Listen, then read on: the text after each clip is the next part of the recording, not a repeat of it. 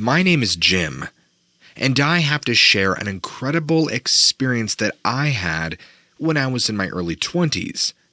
This story still really bothers me every time I think about it, and it made me question what we really know about the world around us. Many years have passed since that encounter, but the memories remain vivid, as if it just happened yesterday. It all started when my friend Mark invited me to join him and his family for a week-long trip to our state's vast, sprawling forest reserve. We set out on a warm summer morning, feeling both excited and anxious to explore the wilderness. After a long drive, we finally reached our destination, a cozy little cabin nestled deep in the woods, surrounded by towering trees and a gentle stream nearby, and of course, the sound of birds in the air. The scenery was simply breathtaking. Mark's parents soon got busy preparing lunch.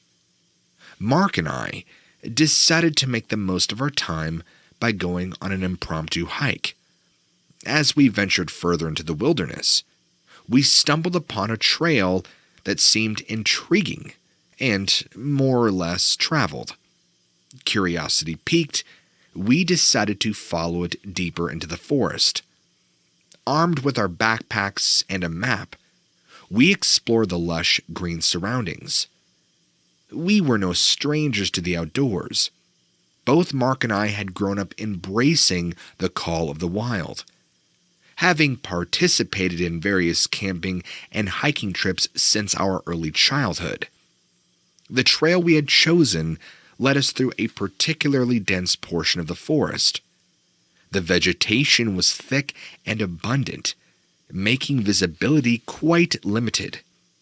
However, we were young and adventurous, so the challenge only excited us more.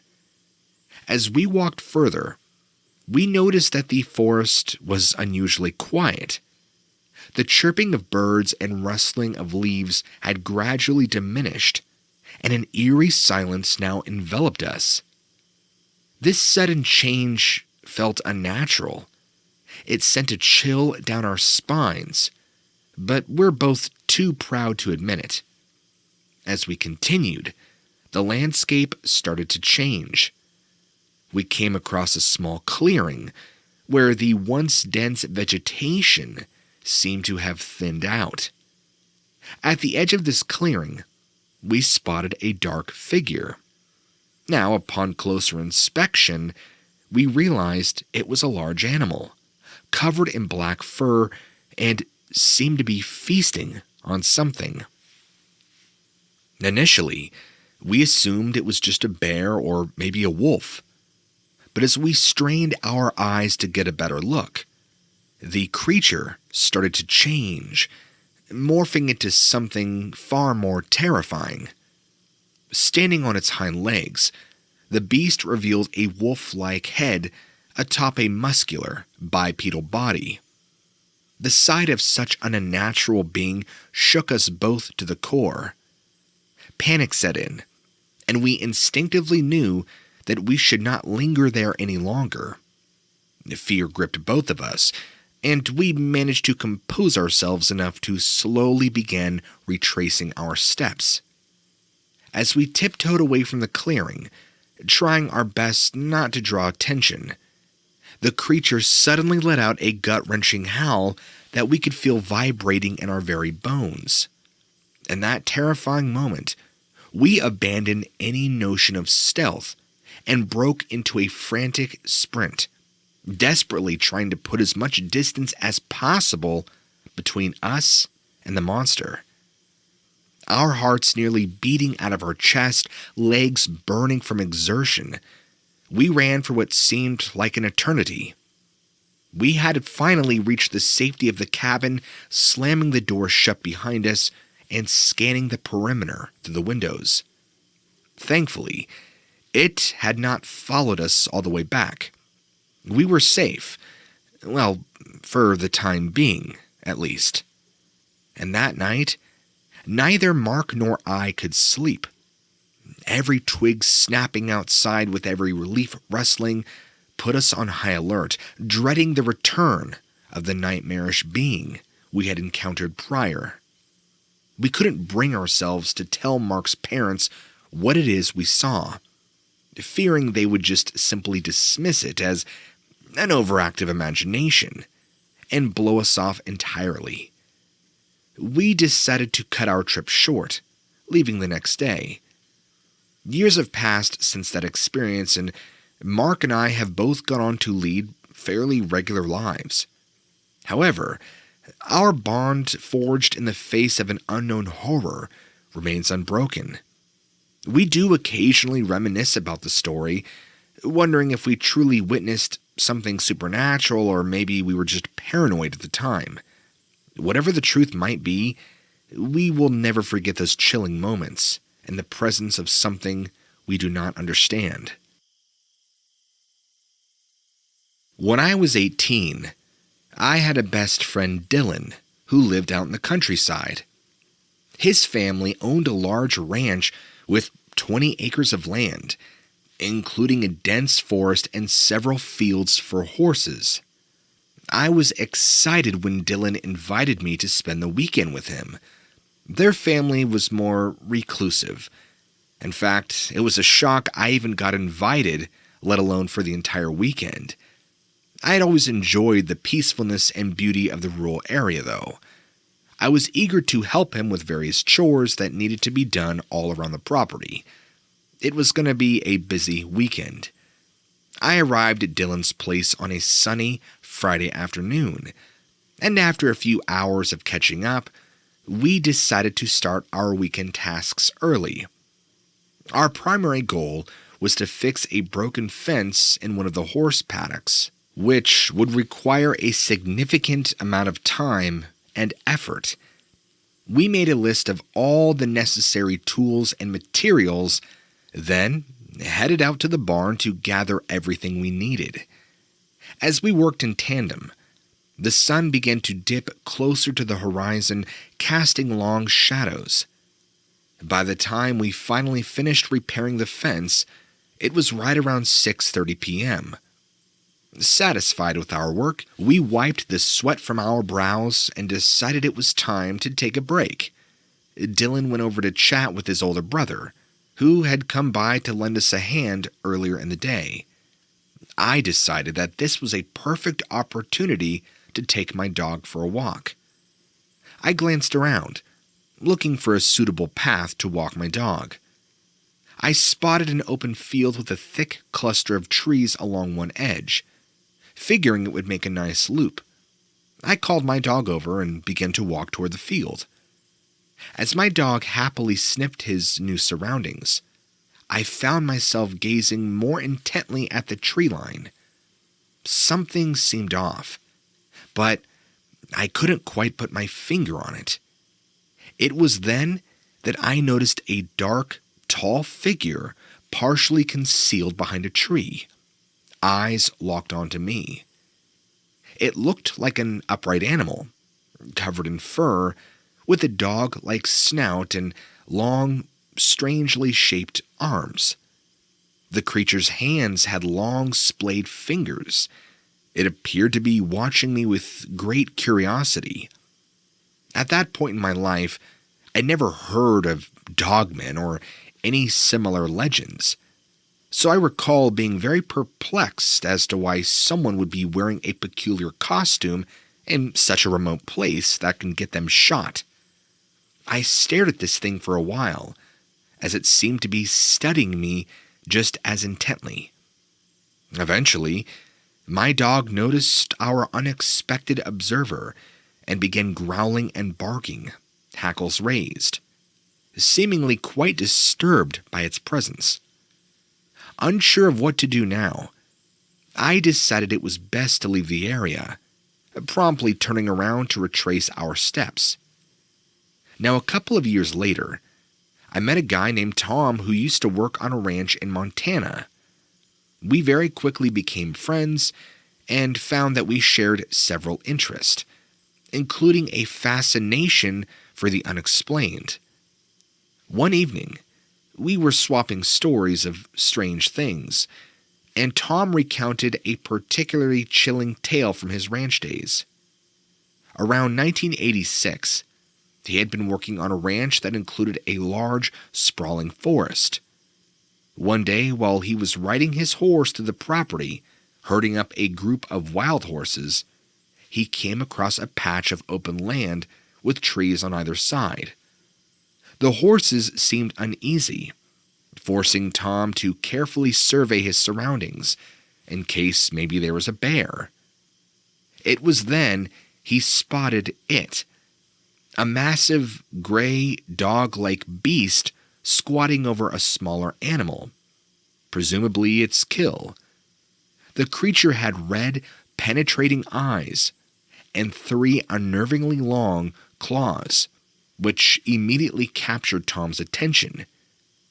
As the sunlight streamed through the trees illuminating this animal, it turned to face Tom, locking its gaze onto him before returning to its feast. Shaken by the encounter, Tom spurred his horse forward, aiming to put as much distance between that creature and himself as possible. The image of those 3 claws, however, remained in his brain. The more Tom and I discussed our respective experiences, the more we became convinced that we had both encountered the same, or at least very similar creatures. Whether they could be attributed to the Dogman legend or something else entirely remains uncertain. However, these incidents only fueled our mutual fascination with the unexplored and mysterious, leading us to seek out others with their own Dogman encounters. In the summer of 1976, my uncles were driving through a jungle area in Mexico on their way back home. They were both experienced truckers and had driven through many rough terrains. But what they encountered that night would forever remain etched in their minds as the most terrifying experience. I can still remember the day they shared their story with us, the fear clearly evident even after so long. My uncles, Jose and Antonio, were transporting goods in their big cargo truck. Usually, they would drive through urban areas, thanks to the better road infrastructure. But due to some cargo delivery schedules, they had no choice but to take a shortcut through the jungles. The sun was beginning to set, so they decided to continue driving as long as they could before it got too dark. As night fell, the road became practically invisible, with only the truck's dim headlights guiding their way. The dense jungle terrain didn't help. It made the truck's engine roar even louder, breaking the eerie silence that surrounded them.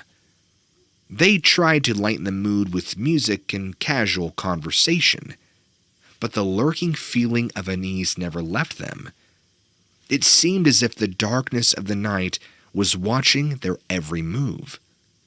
Suddenly, they heard a loud thud at the back of the truck.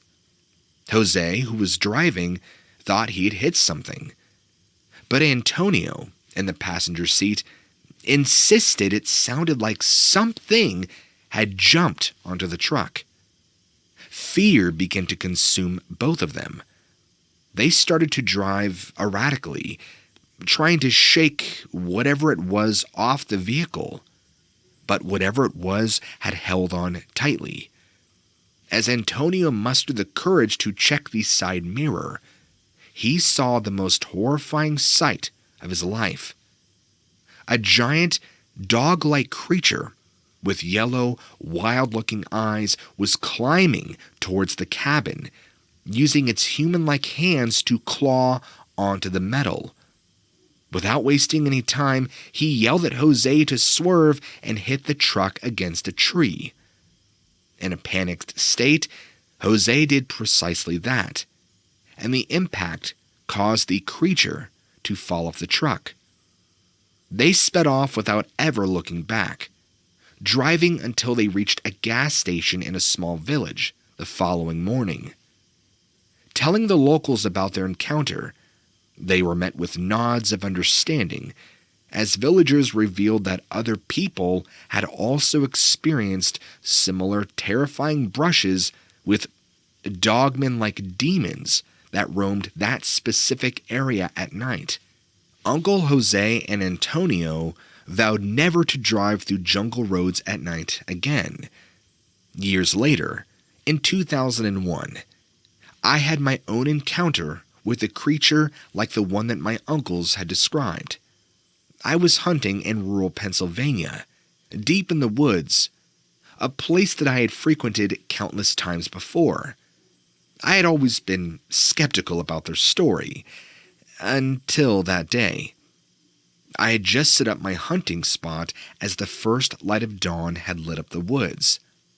I sat quietly, alert for any movement or noise that would indicate my prey's presence.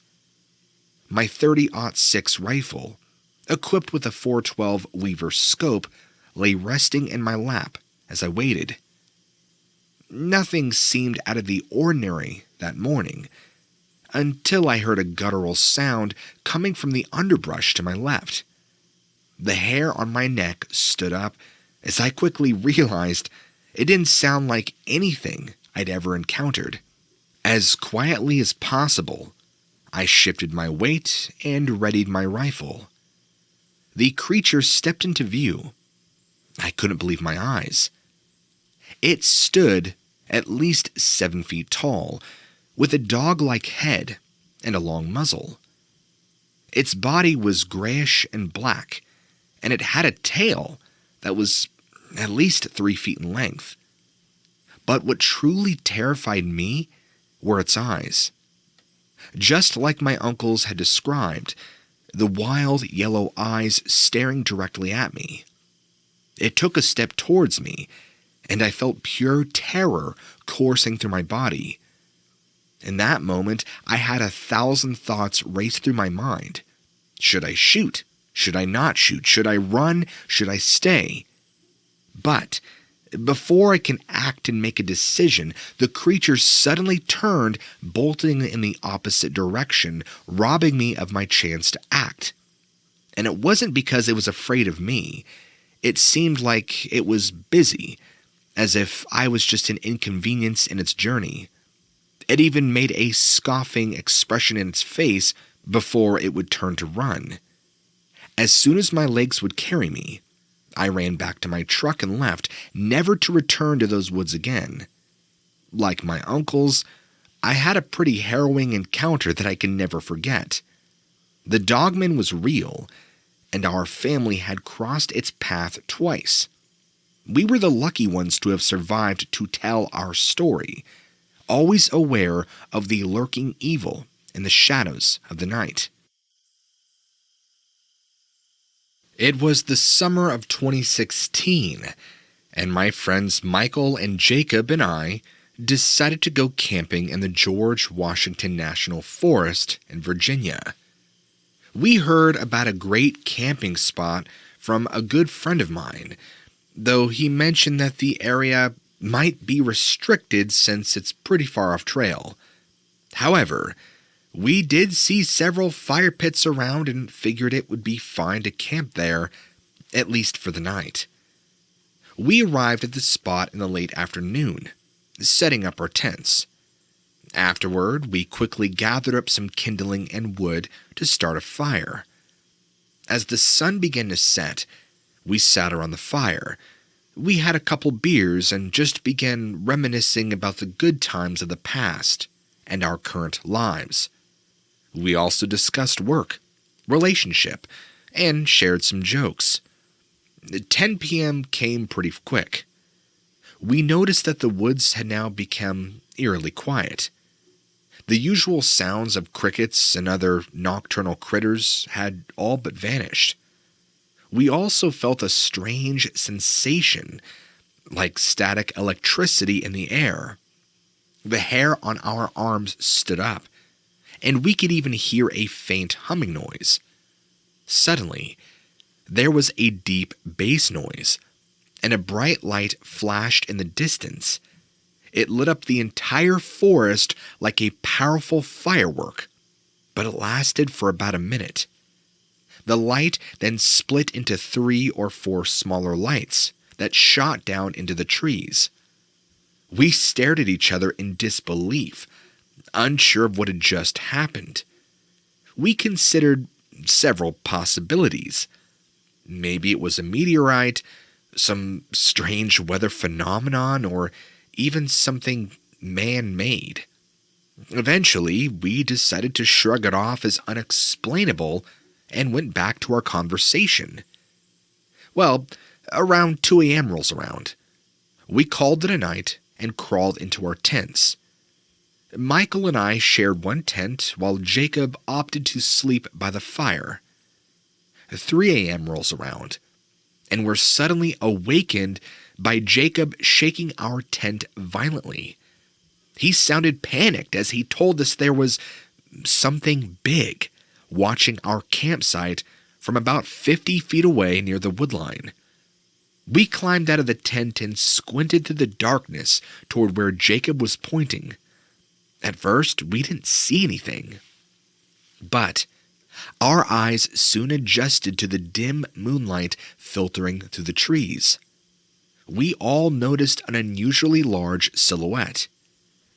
It appeared to be standing on 2 legs, swaying side to side as if trying to get a better view of us. Our minds raced with fear as we thought about bears or even other dangerous wildlife known to inhabit Virginia's forests. As we continued to stare at this figure, another loud scream echoed throughout the forest, similar to what you might imagine a pig being slaughtered would sound like, but much deeper and more resonant than any animal noise any of us has ever heard. This cry made our ears ring and made us cower. Within seconds, this unsettling noise subsided. We heard the sound of rapid footsteps approaching, 3 or 4 more, similar to the first one, emerging from the darkness and began circling our camp. We were frozen, completely unsure of what to do. These things seemed curious about us, but also acted aggressive. They would dart towards our tent, only to run back a moment later, as if bluff charging. We continued to watch them warily. Another loud scream rang out, and one of the creatures grabbed a tent pole and pulled on it with such force that it dragged the entire tent several feet across the ground.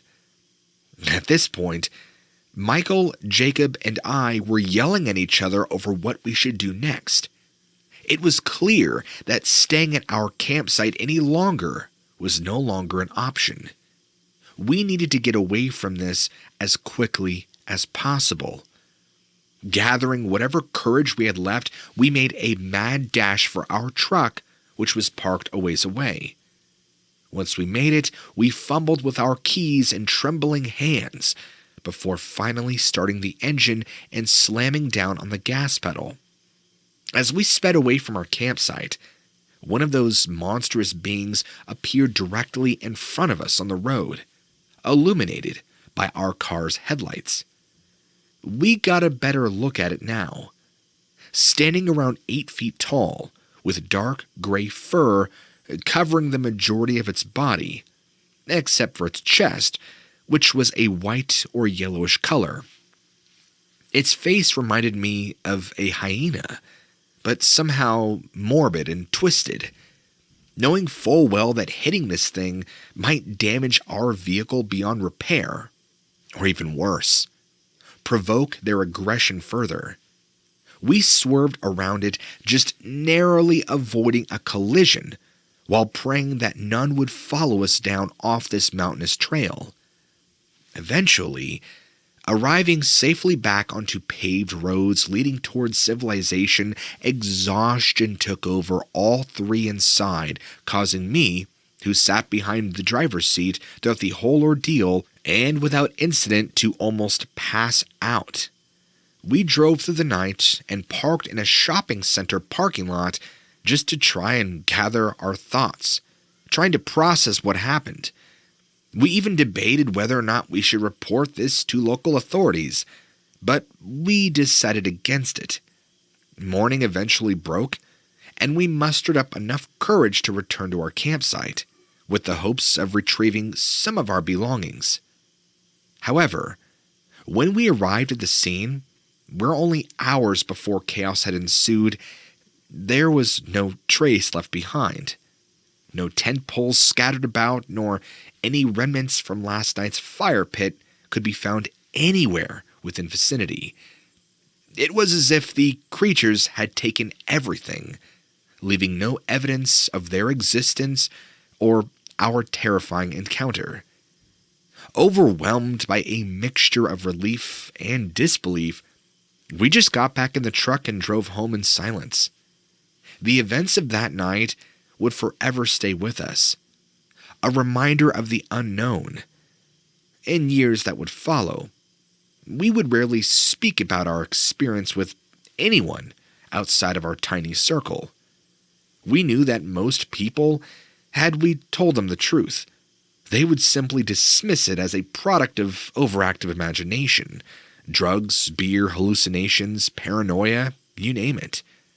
But we knew what we saw and heard that night. It was something that would defy any rational thought or explanation.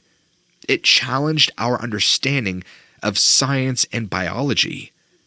Now, as time went on, we actually started coming across stories online about what people would refer to as dogmen, often citing canine beings that are large and bipedal. While we could never be sure if other stories were true or simply urban legends fueled by fear and fascination, they did serve as a reminder that we were not the only ones. Now, even now, I still find myself sometimes looking over my shoulder when I'm only in the woods for a brief time. I always wonder if I'll run into them again, and I might not come out alive.